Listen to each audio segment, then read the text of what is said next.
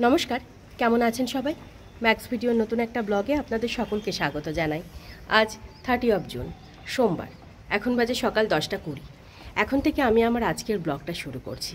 আজকে যেহেতু তুলতুলের স্কুল ছিল, তাই ওকে সময় মতো স্কুলে পাঠিয়ে আমার সকালের প্রতিদিনের যে সমস্ত কাজকর্মগুলো থাকে সেগুলো সব সেরে এখন আমি উপরের ঘরে এসেছি।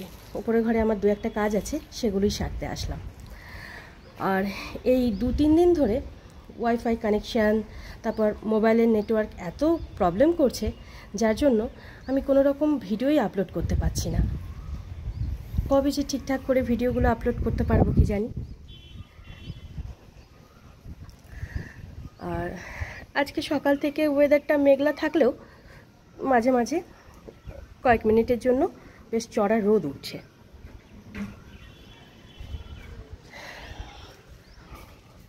উপরের ঘরের কাজগুলো সেরে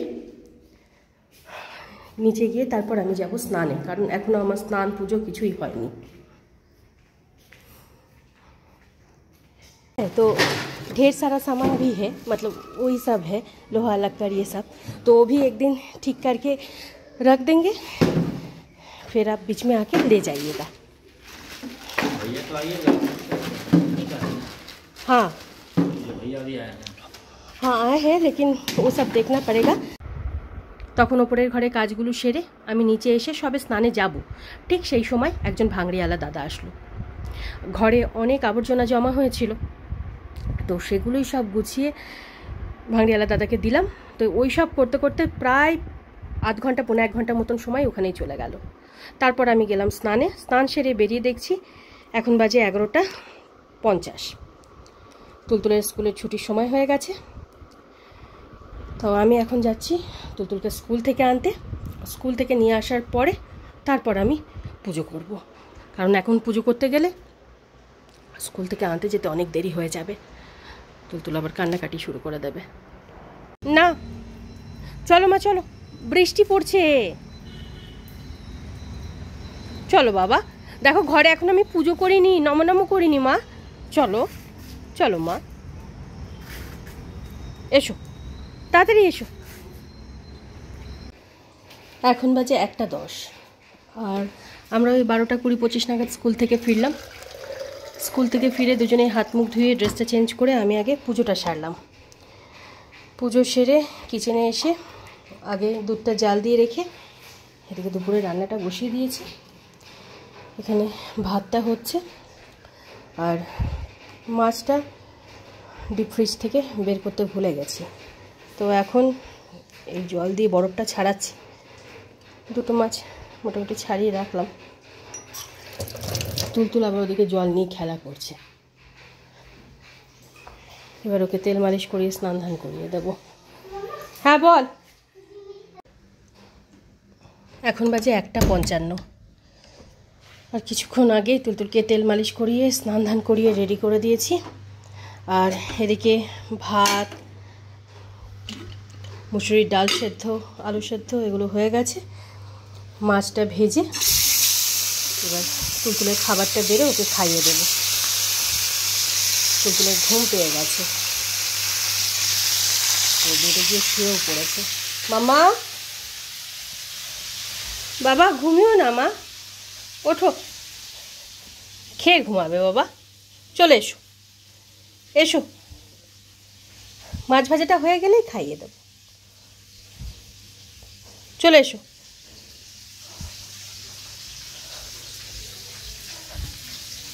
এসো মা, উঠে এসো, শুলেই ঘুম আসবে কিন্তু। হ্যাঁ আচ্ছা, হ্যাঁ ফিশ ফিশ ফ্রাই, হ্যাঁ ম্যাশ পটেটো, হ্যাঁ হ্যাঁ খেল। দাঁড়া সরো একটু।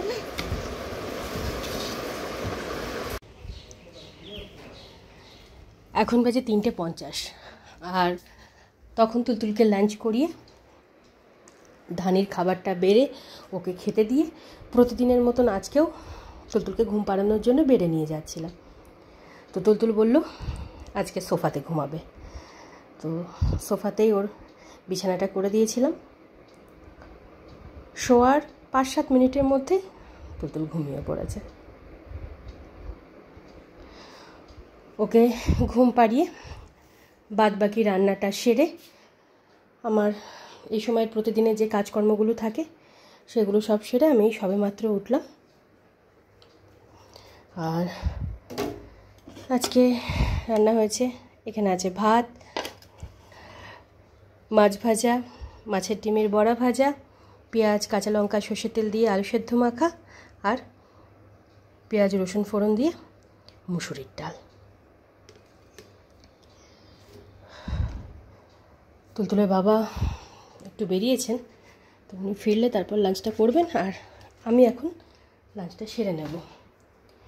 এমনিতেই অনেক বেলা হয়ে গেছে।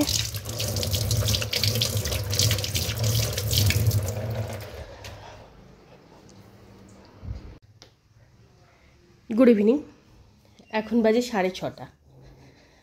আর আজকে আমার লাঞ্চের পর প্রতিদিন যে কাজগুলো থাকে সেগুলো সব সেরে বেডে গিয়ে যখন একটু শুলাম তখন ঘড়িতে ওই 4:30, 4:35 মতন বাজে। তো আধ ঘন্টা 40 মিনিট মতনই একটু শুয়েছিলাম, কারণ তারপর তুলতুল ঘুম থেকে উঠলো। এবার এটা ভেঙে যাবে মা, অত জোরে জোরে ঘোরাতে নেই, স্লোলি স্লোলি করতে হয়।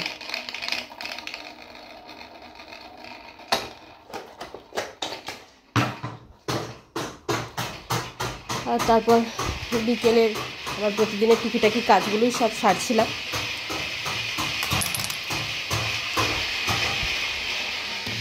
এখন তুলতুলের জন্য দুধটুকু গরম করে ওকে খাইয়ে দেব, তারপর আমি যাব সন্ধে দিতে। এই বৃষ্টির জন্য তুলতুল অনেক দিন এই বিকেলের দিকে খেলতে যেতে পারছে না। যখন তখন ঝিঝির ঝিঝির করে বৃষ্টি শুরু হয়ে যাচ্ছে। মামা ওটা ভেঙে যাবে মা, ভেঙে যাবে, অত জোরে জোরে করে না মা, বললাম না স্লোলি স্লোলি করতে। হ্যাঁ বাবা,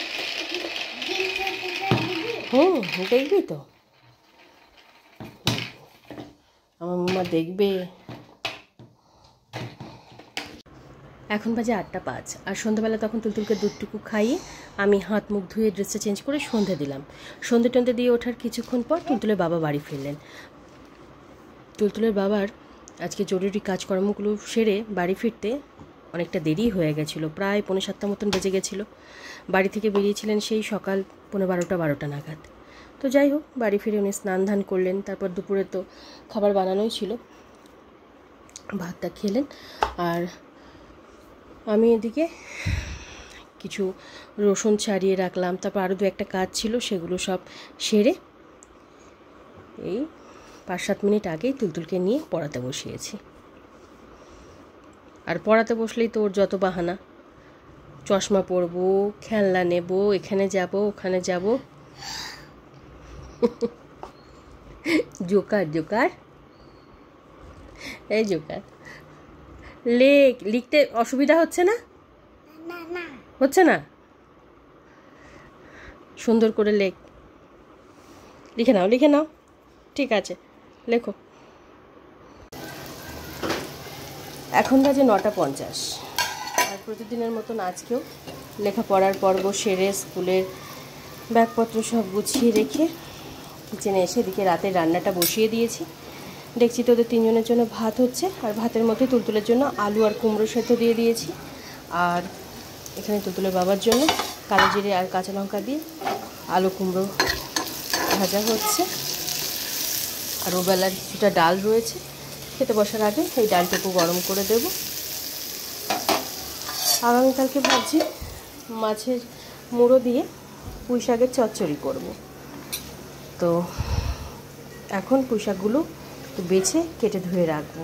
তবে এবার তুলতুলের বাবা বাজার থেকে যে পুঁই শাকটা এনেছে, পুঁই শাকটা ভালো নয়, মানে পুঁই শাকের সব পাতাগুলোই কেমন যেন পোকায় খাওয়া, আর ডাঁটাগুলো বেশ শক্ত।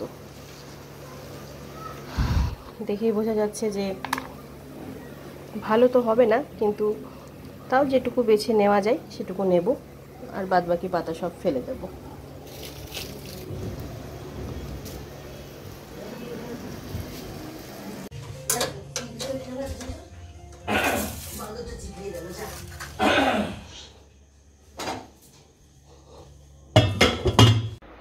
এখন বাজে 12:15, আর তখন আমি রাতের রান্নাটা সেরে নিয়ে প্রায় দিনের মতন আজকেও ওদের তিনজনের খাবারটা একসাথে বেড়ে আগে তুলতুলের বাবা আর ধানিকে খেতে দিয়ে তারপর তুলতুলকে খাইয়ে দিয়েছিলাম। আর যখন ওদের জন্য খাবার বাড়ছিলাম তখন তুলতুলের বড় মা আর ছোট দিদি এসেছিলো। তো তুলতুল বড় মা আর ছোট দিদির সাথে খেলা গল্প এসব করতে করতে ডিনারটা করলো। ডিনারের পর তুলতুলের প্রতিদিনের যে কাজগুলো থাকে সেগুলো সব সেরে তারপর ওকে ঘুম পাড়ানোর জন্য বেডে নিয়ে আসলাম। বেডে নিয়ে এসে শোয়ানোর পর আমার সাথে বেশ কিছুক্ষণ ও চুপচাপ শুলো। তারপর হঠাৎ করে কী হলো কি জানি, শুরু হয়ে গেল বায়না, বাবার কাছে যাব, বাবার কাছে ঘুমাবো। আসলে আজকে সারাটা দিন সেভাবে বাবাকে কাছে পাইনি, তো এই কিছুক্ষণ আগেই বাবার কাছে গেল।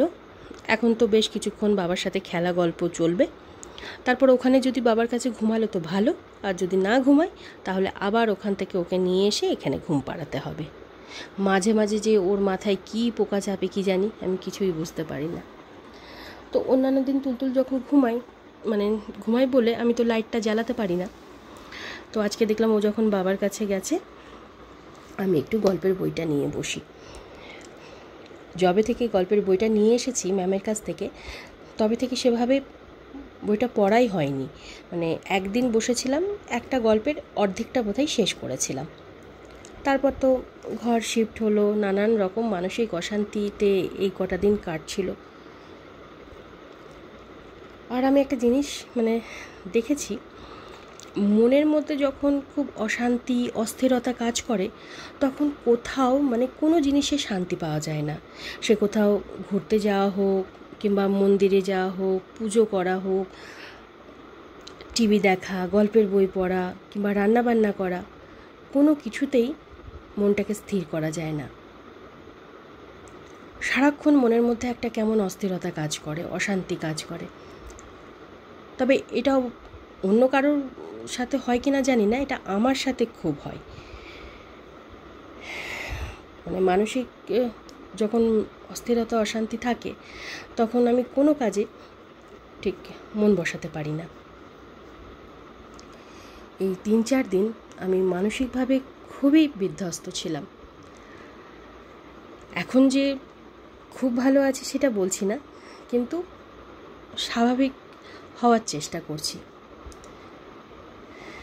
একটু সময় লাগলেও স্বাভাবিক তো হতেই হবে, কিছু করার নেই, এটাই জীবন। সব কিছু নিয়েই হয়তো চলতে হবে। তো যাই হোক, এখন একটু বইটা পড়ি। তবে আরেকটা জিনিস হলো, এই বই পড়তে পড়তে আমার আবার সময়ের জ্ঞান থাকে না। যদি একবার ভালো লেগে গেল, ব্যাস কখন যে রাত ভোর হয়ে যাবে তার ঠিক নেই। তো যাই হোক, আজকের ব্লগটা আমি এ পর্যন্তই রাখছি। আজকের ব্লগটা আমি এখানেই শেষ করছি। আমার এই ব্লগটা যদি ভালো লেগে থাকে তাহলে আমার এই চ্যানেলটাকে সাবস্ক্রাইব করে দেওয়ার জন্য বিশেষভাবে অনুরোধ রইল, সাথে লাইক আর শেয়ার করে দেওয়ার জন্য অনুরোধ রইল। সকলে ভালো থাকবেন। Bye and good night.